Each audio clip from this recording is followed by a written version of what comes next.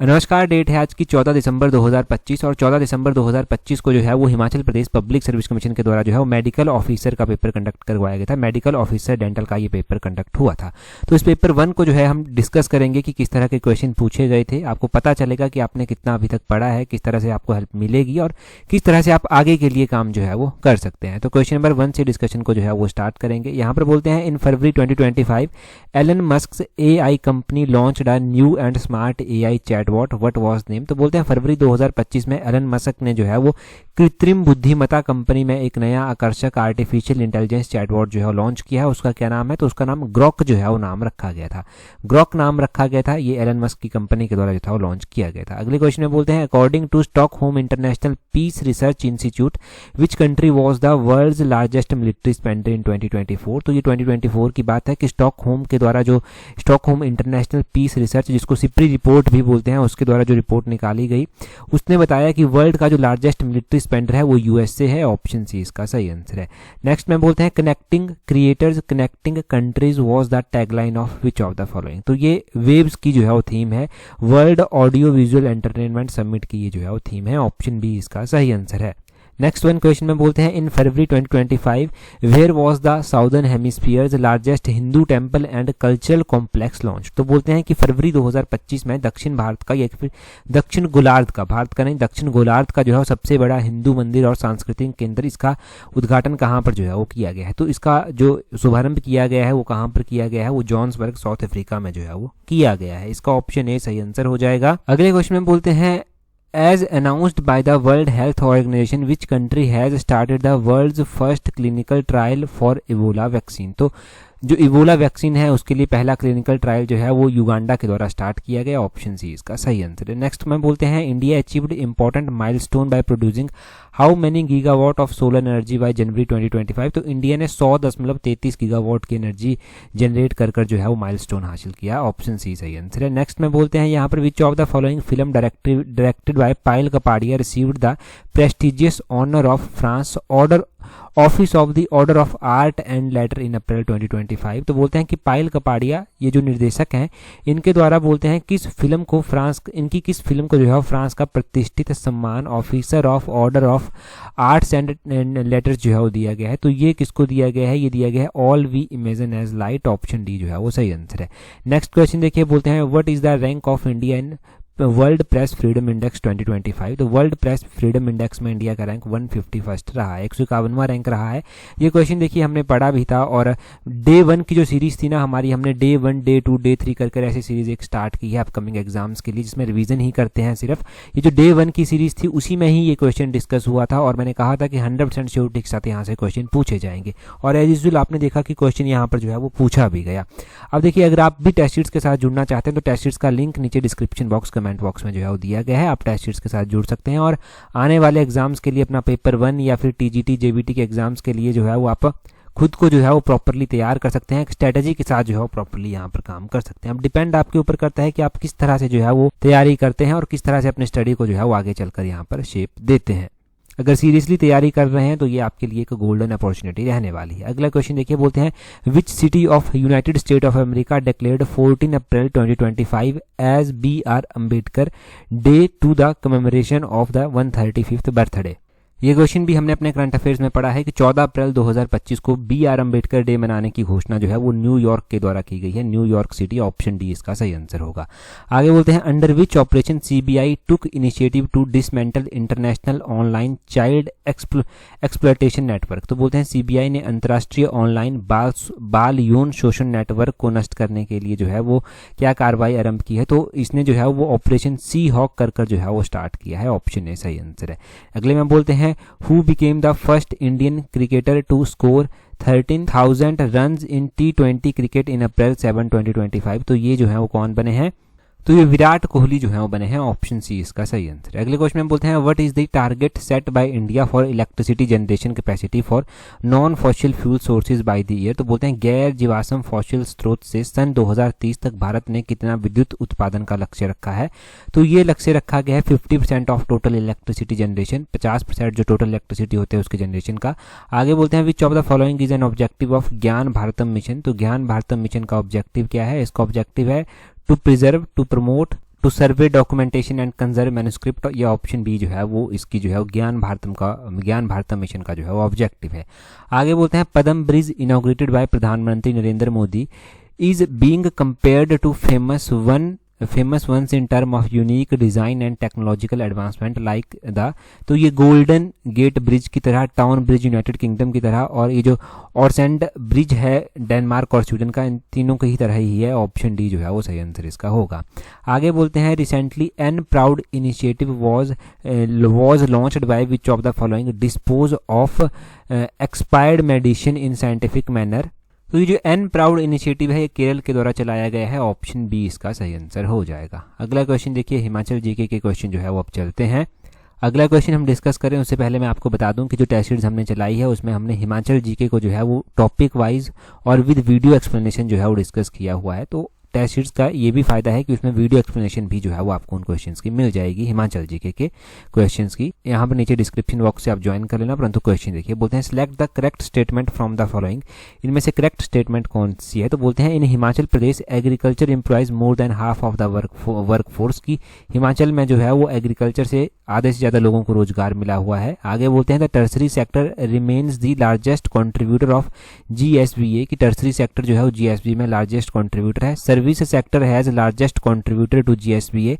Service sector जो है largest contributor है जीएसबीए में। और आगे बोलते हैं कि state GSDP at current prices is estimated a 10.2% growth rate over the previous year. कि स्टेट की जो जीएसडीपी है वो करंट प्राइसेस पर जो है वो 10.2% ग्रो करने की है जो है वो as compare to previous year.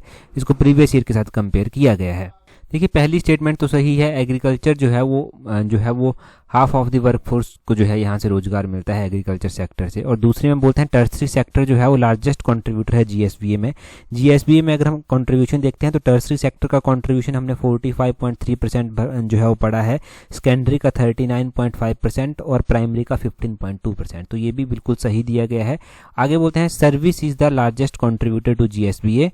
तो ये स्टेटमेंट भी सही है। सर्विस जो है वो सर्विस सेक्टर जो है लार्जेस्ट कंट्रीब्यूटर है जीएसबीए में।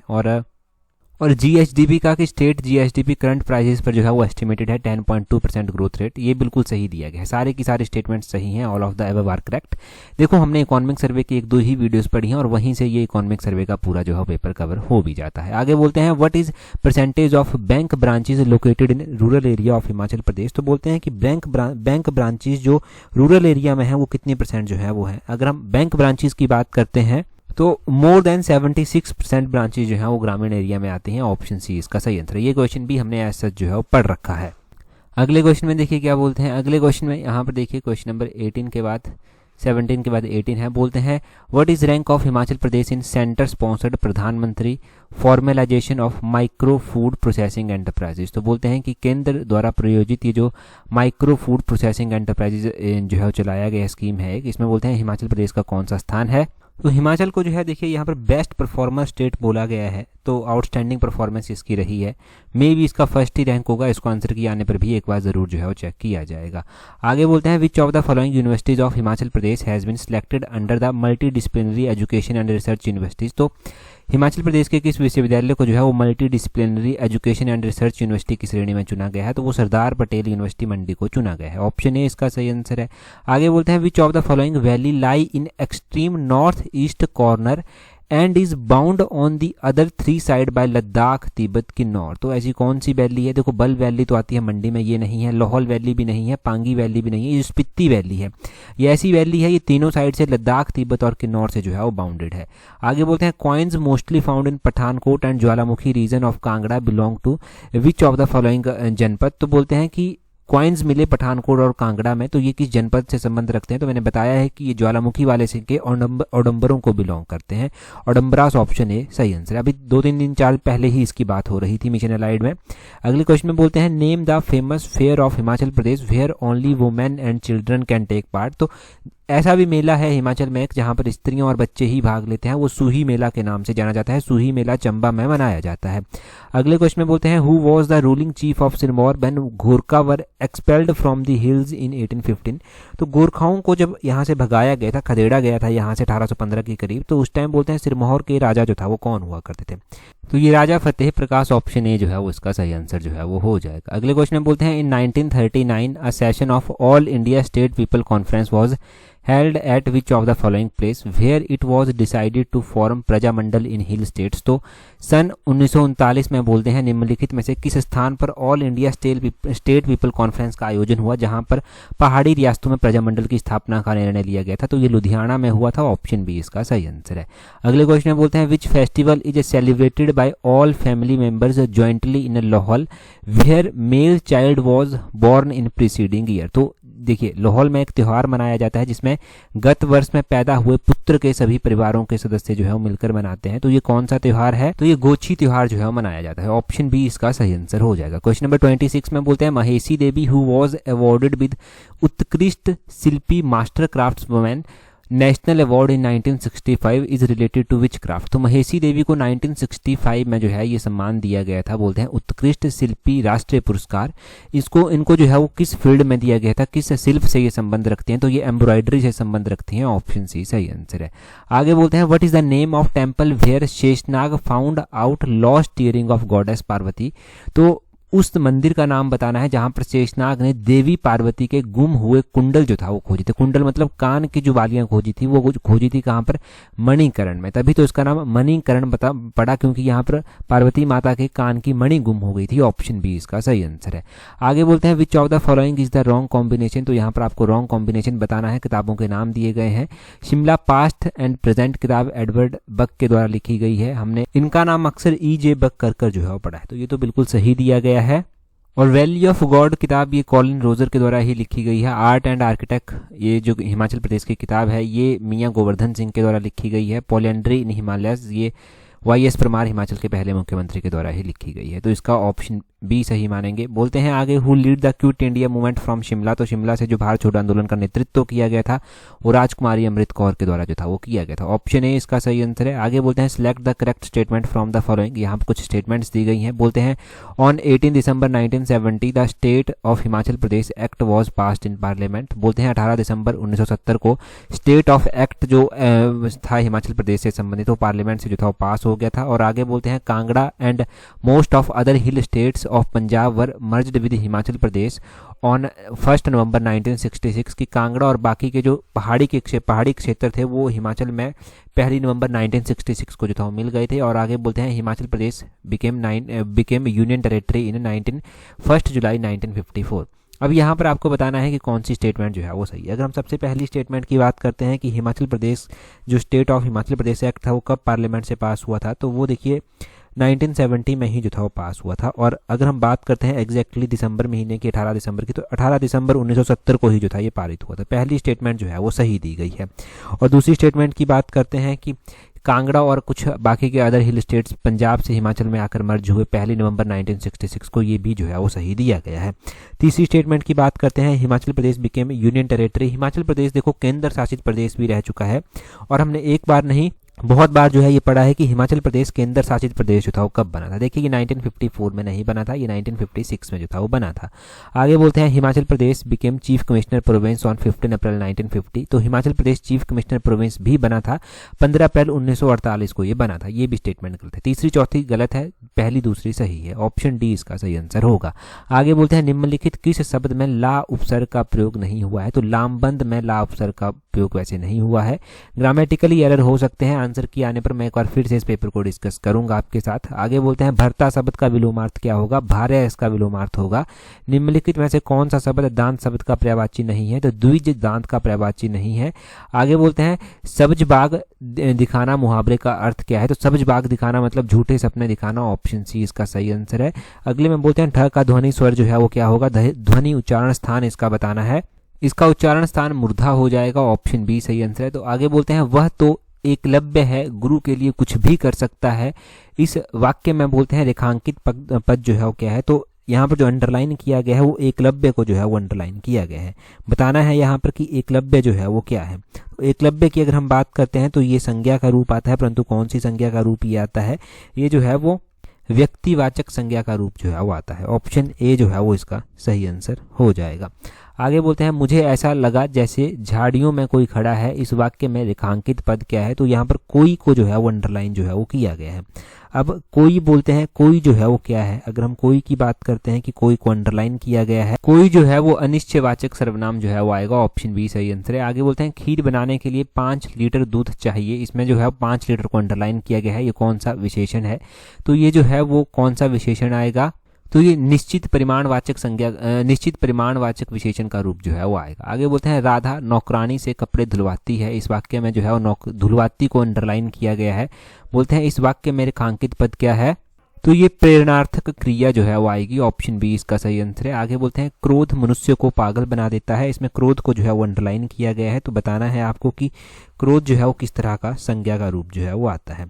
तो क्रोध की अगर हम बात करते हैं कि क्रोध जो है, क्रोध किसी के भाव को दर्शाता है, तो ये भाववाचक संज्ञा का रूप आएगा, ऑप्शन बी इसका सही आंसर है। आगे बोलते हैं फिल इन द ब्लैंक, यहाँ पर दिया गया है we couldn't understand dash was happening around us, तो यहाँ पर बोलते हैं वी कुडंट अंडरस्टैंड, यहाँ पर जो है वो हो जाएगा what was happening around us, option B जो है वो सही आंसर हो जाएगा। आगे बोलते हैं फिल इन द ब्लैंक दिया गया है Varun dash here for the past 5 year, Varun has been working, option A जो है वो सही आंसर है, वरुण हैज बीन वर्किंग जो है वो यहाँ पर हो जाएगा। आगे बोलते हैं फिल इन द ब्लैंक है I want faster work so I bought dash computer, I bought a computer हो जाएगा, ऑप्शन डी सही आंसर है।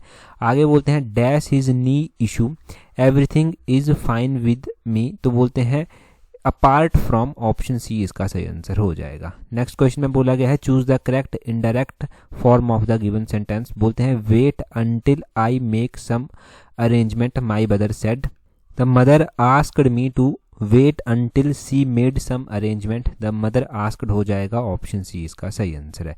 अगले क्वेश्चन में बोलते हैं choose the correct direct for the, choose the correct direct for the given sentence, तो यहाँ पर बोलते हैं The observer asked what we had planned for that day, तो यहाँ पर हो जाएगा, the observer said what have you planned for today, option A सही आंसर है। आगे बोलते हैं choose the correct active voice for the given sentence, he will be made hero by tomorrow, तो इसका हो जाएगा people will make him hero by tomorrow, people will make him hero by tomorrow, option B सही answer है।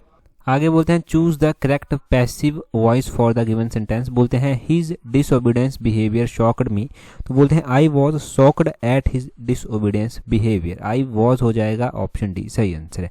आगे बोलते हैं choose the incorrect sentence, तो यहाँ पर इनकरेक्ट चूज करना है, और आगे बोलते हैं चूज द करेक्ट सेंटेंस, तो यहाँ पर इनकरेक्ट सेंटेंस हो जाएगा I am happy to been, option C वाला ये सही, इनकरेक्ट ही जो है वो दिया गया है। चूज द करेक्ट सेंटेंस, तो यहाँ पर करेक्ट वन आपको चूज करना है, तो करेक्ट वन अगर आप चूज करेंगे तो she gets her tests done every year in the order to stay healthy, option B इसका सही आंसर हो जाएगा। तो ये हमने कंप्लीट पेपर डिस्कस किया, इसका पीडीएफ आपको टेलीग्राम पर प्रोवाइड करवा देंगे। टेलीग्राम पर ज्वाइन करने के लिए अपने टेलीग्राम से @allexam31 करके सर्च करना, आपको हमारा टेलीग्राम चैनल जो है वो मिल जाएगा। फिलहाल इतना ही है, that's all, thank you very much for watching and listening, it very patience.